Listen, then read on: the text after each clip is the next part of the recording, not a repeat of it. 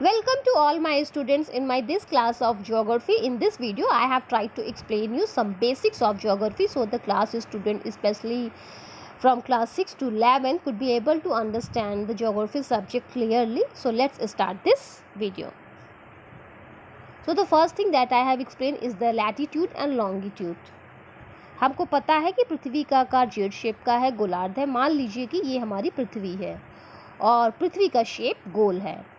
तो इस अर्थ के सेंटर से हम इसको 2 इक्वल पार्ट्स में डिवाइड कर देते हैं और इसको नाम देते हैं 0 डिग्री लाइन. और इसी 0 डिग्री लाइन को हम इक्वेटर कहते हैं. इसको हम भूमध्य रेखा भी कहते हैं और विषुवत रेखा भी कहते हैं. अब इसके सेंटर से जो ग्रेट सर्किल बना उसे हम कहते हैं the great circle. Means equator को ही हम द ग्रेट सर्किल कहते हैं. अब इस सर्किल के ऊपर वाले पार्ट को हम नॉर्थ हेमिस्फीयर कहते हैं और नीचे वाले पार्ट को हम साउथ हेमिस्फीयर कहते हैं. अब इस इक्वेटर के ऊपर नॉर्थ हेमिस्फीयर में और साउथ हेमिस्फीयर में कुछ लैटिट्यूडनल लाइंस डिवाइड की जाती हैं बराबर डिस्टेंस पर. तो इस तरह से टोटल हमको 90 लाइंस मिलती हैं.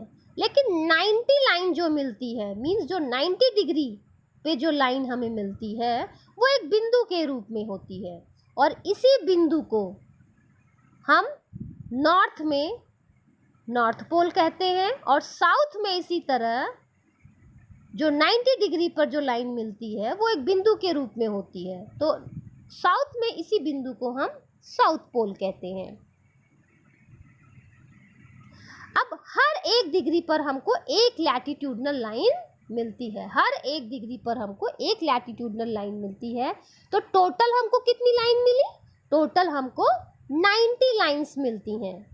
लेकिन हम आपको पहले ही बता चुके हैं कि 90 डिग्री पर जो लाइन हमको मिलती है वो एक बिंदु के रूप में होती है, वो एक पॉइंट के रूप में होती है. देखिए I can show you in different pics. देखिए you can see in this also.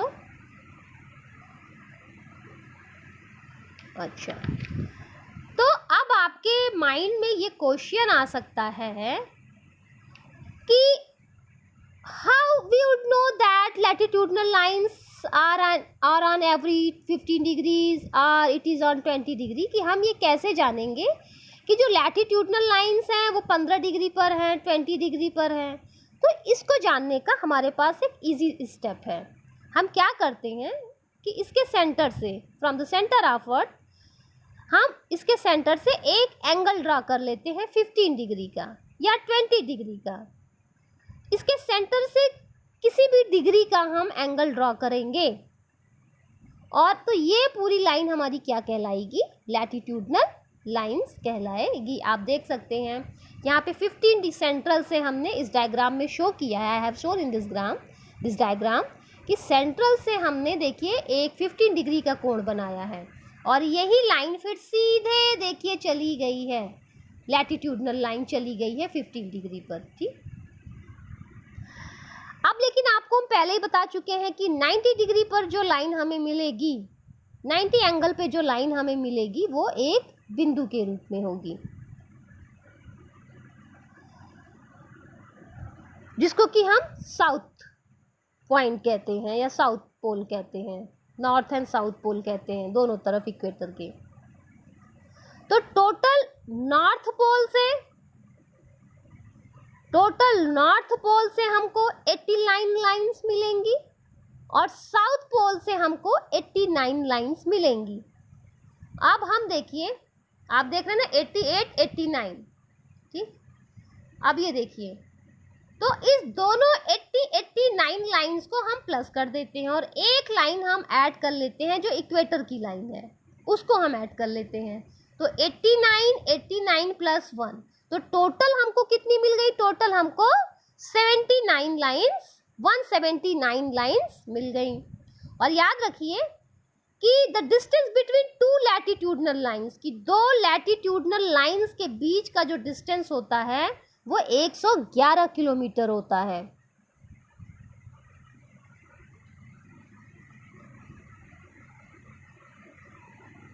ठीक, अब हम स्टडी करते हैं सम इम्पॉर्टेंट लैटिट्यूडनल लाइंस।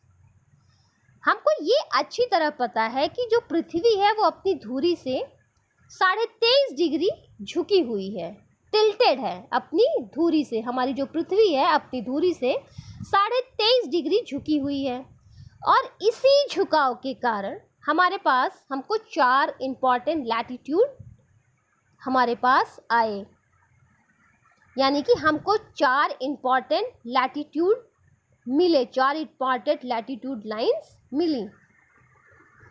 अब ये कैसे हुआ इसको हम देखते हैं। अब हम इस डायग्राम में देख रहे हैं कि पृथ्वी जो है 23.5 डिग्री झुकी हुई है, हम देख रहे हैं ना नॉर्थ में, और 66 डिग्री झुकी हुई है नॉर्थ में, अगेन देख रहे हैं। सेम यही झुकाव साउथ में भी है, 23.5 डिग्री का और 66 डिग्री का। आप देखिए इस डायग्राम में भी बिल्कुल क्लियर है, you can see in this diagram also. तो हमको 4 इंपॉर्टेंट लैटिट्यूड्स मिलते हैं, ठीक है। अब देखिए ये 4 इंपॉर्टेंट लैटिट्यूड्स कैसे हैं, I can explain you now. तो धरती पर 0 डिग्री पर हमको इक्वेटर की लाइन मिलती है, ये हमको क्लियर हो गया है कि 0 डिग्री पर हमको क्या मिला था, इक्वेटर की लाइन मिली थी। और 0 डिग्री के उत्तर में, 0 डिग्री के उत्तर में 23.5 डिग्री पर जो लैटिट्यूड लाइन हमने प्राप्त की उसको हम कहते हैं ट्रॉपिक ऑफ कैंसर, और हिंदी में कहते हैं कर्क रेखा। ये आप देख रहे हैं ना 23.5 डिग्री, ठीक।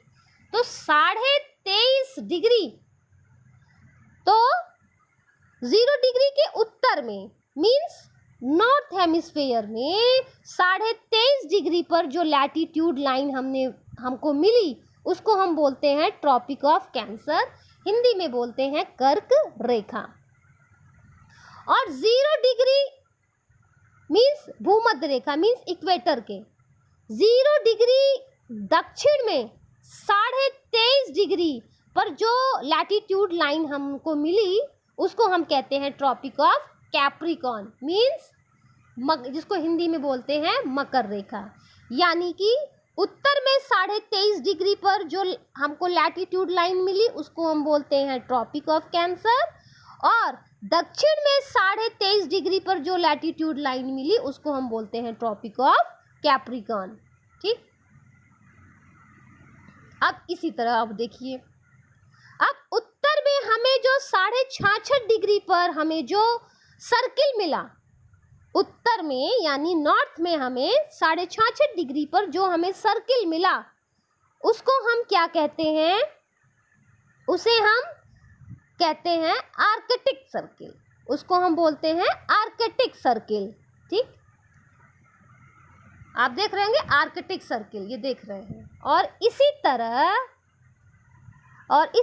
दक्षिण में 66.5 डिग्री पर जो सर्किल हमें मिला उसको हम कहते हैं अंटार्कटिक सर्किल। आप देखे होंगे डायग्राम में क्लियर है, उसको हम कहते हैं अंटार्कटिक सर्किल। यानी कि 23.5 डिग्री साउथ में जो लैटिट्यूड लाइन हमको मिली उसको हम बोलते हैं ट्रॉपिक ऑफ कैंसर, और 66.5 डिग्री पर जो सर्किल मिला उसको हम बोलते हैं आर्कटिक सर्किल, और साउथ में 23.5 डिग्री पर जो लैटिट्यूड लाइन मिली उसको हम बोलते हैं ट्रॉपिक ऑफ कैप्रिकॉर्न, और 66.5 डिग्री पर जो सर्किल मिला उसको हम बोलते हैं आर्कटिक सर्किल, ठीक। अब हम स्टडी करेंगे लॉन्गिट्यूड लाइंस की, ठीक। तो हमको इक्वेटर के बारे में पता है कि इक्वेटर अर्थ को 2 बराबर भागों में बांट देता है, ठीक। नॉर्थ पोल को साउथ पोल से एक सीधी रेखा के द्वारा जोड़ा जाता है, मिलान किया जाता है, और जिस लाइन के द्वारा इसका मिलान किया जाता है उस लाइन को हम कहते हैं प्राइम मेरिडियन। ये देखिए हिंदी में बोलते हैं यामोत्तर प्रधान रेखा, but nobody use the Hindi, everybody uses the English, तो प्राइम मेरिडियन बोलते हैं। यानी कि साउथ पोल को नॉर्थ पोल के द्वारा जिस लाइन के द्वारा जोड़ा जाता है उस लाइन को हम कहते हैं प्राइम मेरिडियन रेखा कहते हैं। ठीक, अब इस रेखा के, इस लाइन के राइट हैंड साइड को हम कहते हैं ईस्ट हेमिस्फीयर, यानी कि पूर्वी गोलार्ध। आप देख रहे हैं डायग्राम में इस रेखा के, ये जो रेखा आप देख रहे हैं सीधे गई है north to south, north pole से साउथ पोल ये रेखा गई है। तो इसके राइट हैंड साइड को, इसके राइट हैंड साइड को हम कहते हैं ईस्टर्न हेमिस्फीयर, यानी कि पूर्वी गोलार्ध। और इसके लेफ्ट हैंड साइड को हम कहते हैं वेस्टर्न हेमिस्फीयर, यानी पश्चिमी गोलार्ध। ठीक है।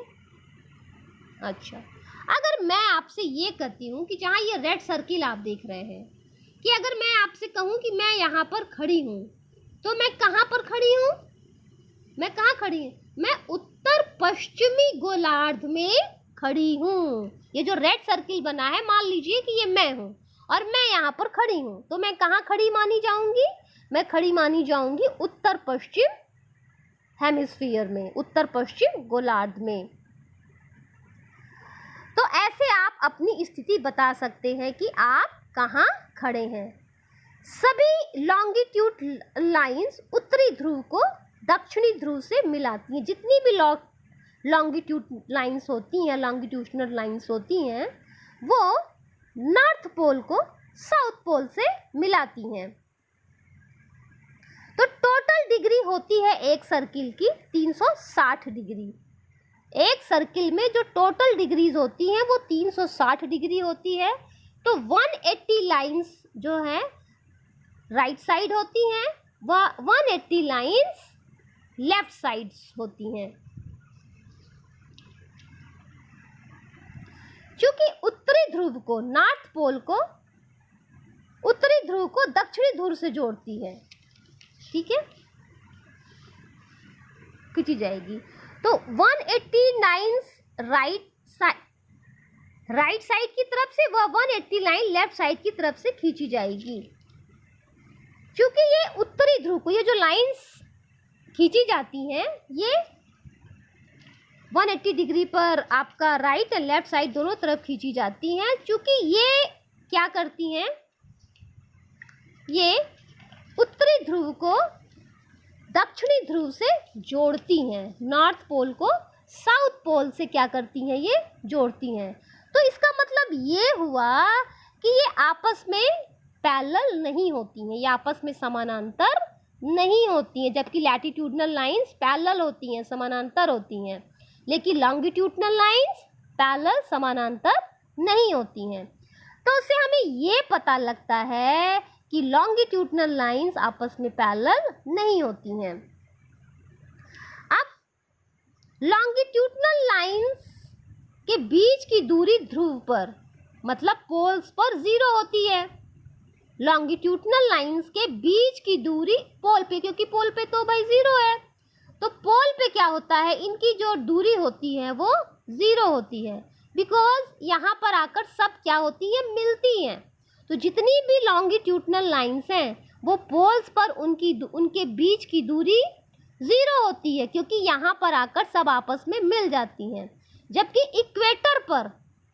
इक्वेटर पर यानी कि भूमध्य रेखा जिसको हिंदी में बोलते हैं, इक्वेटर पर इनकी जो अधिकतम दूरी होती है वो 111.32 किलोमीटर होती है। जो इनकी अधिकतम दूरी होती है इक्वेटर पर वो 111.32 किलोमीटर होती है। ठीक है, ये आप देख सकते हैं कि बराबर यहाँ पे आके सारी लॉन्गिट्यूडनल मिल रही हैं। तो ये इनके बीच पोल पे इनकी दूरी 0 है, लेकिन इक्वेटर पर इनकी दूरी हम आपको बता चुके हैं, ऑलरेडी पहले ही बता चुके हैं कि 111.32 किलोमीटर होती है। इक्वेटर पर सबसे अधिक दूरी जो इनकी होती है। अब आपको बेस्ट ये समझ सकते हैं आप थ्रू दिस डायग्राम। आप देखेंगे इसमें लैटिट्यूड और लॉन्गिट्यूड दोनों क्लियरली। तो ये जो देख रहे हैं ना, जिस लाइन के थ्रू बराबर बटा है 10, 20, 30, आप देखेंगे पूरा बटा हुआ है। तो आप देखेंगे ईस्ट एंड वेस्ट दोनों साइड में देखिए 10, 20, 30 बटा हुआ है। आप देख रहे हैं ना ये। इसको हम बोलते हैं इक्वेटर। आप देखिएगा ये जो लाइन गई है देखिए ये इक्वेटर है देखिए, और प्राइम मेरिडियन देखिए सीधे गई है। आप देख रहे हैं प्राइम मेरिडियन, ये भी 10, 20, 30, 40, 50, 60 इस तरह से बटी हुई है। अब देखिए यहाँ पॉइंट हम कैसे लोकेट करते हैं। आप देखिए लोकेशन ऑफ पॉइंट कैसे होता है। यहाँ पे लिखा है ना 40 degree north and 30 degree west. अब आप देखिए 40 डिग्री नॉर्थ, आप देखिए तो हमको पता है कि इक्वेटर के ऊपर नॉर्थ है लैटिट्यूड और नीचे क्या है साउथ है। तो आप देखें ना 10, 20, 30, 40, तो लैटिट्यूड हमारा क्या है 40 डिग्री नॉर्थ है हमारा, ठीक है। और लॉन्गिट्यूड आप हमारा देखिए क्या है, आप देख रहे हैं इधर साइड आपको पता है वेस्ट होता है, तो 30 डिग्री लॉन्गिट्यूड हमारा क्या है 30 डिग्री वेस्ट है। तो इस तरह से हम टाइम को लोकेट करते हैं 40 degree north and 30 degree west. आप देख रहे हैं पूरा टाइम कितना सुंदर ब्यूटीफुली इसमें दिखाया गया है, किस तरह से कि 10-10 पे देखिए बांटा, देखिए किस तरह से सुंदर से पॉइंट लोकेशन इसमें दिखाया गया है कि इक्वली देखिए इधर 180 इधर 180 इधर, देखिए 90 डिग्री ऊपर और 90 डिग्री नीचे, तो पूरा हमारा एक सर्किल 360 डिग्री पे का होता है। चलिए अब हम देखते हैं कि हम टाइम कैसे जानते हैं, ठीक है। ये बहुत इंपॉर्टेंट है, जीएमटी जिसे आप बोलते हैं ग्रीनविच। अब देखिए 24 घंटे में पृथ्वी 360 डिग्री घूमती है, तो एक घंटे में कितना घूमेगी 360 को हम 24 से डिवाइड कर देते हैं, तो एक घंटे में पृथ्वी 15 डिग्री घूमती है। तो 15 डिग्री घूमने में पृथ्वी को कितना लगता है 1 घंटा लगता है। तो 1 डिग्री घूमने में कितना लगेगा, 60 को हम 15 से डिवाइड कर देंगे तो 4 मिनट लगेगा। इसको याद रखिएगा, ये इट्स अ वेरी इंपॉर्टेंट कि इतना याद रखिए कि 15 डिग्री घूमने में 1 घंटा लगता है, ठीक। तो 22 अक्टूबर 1884 को क्या हुआ था कि एक अंतर्राष्ट्रीय गोष्ठी हुई थी वाशिंगटन में, डीसी यूएसए में, और उस समय जो इसका प्रेसिडेंट थे वो सीए आर्थर थे, और जो कि अमेरिका में है, उस समय जो अमेरिका के प्रेसिडेंट थे वो सीए आर्थर थे। और मीटिंग में कुल 26 देश शामिल हुए थे और इसमें भारत भी शामिल हुआ था।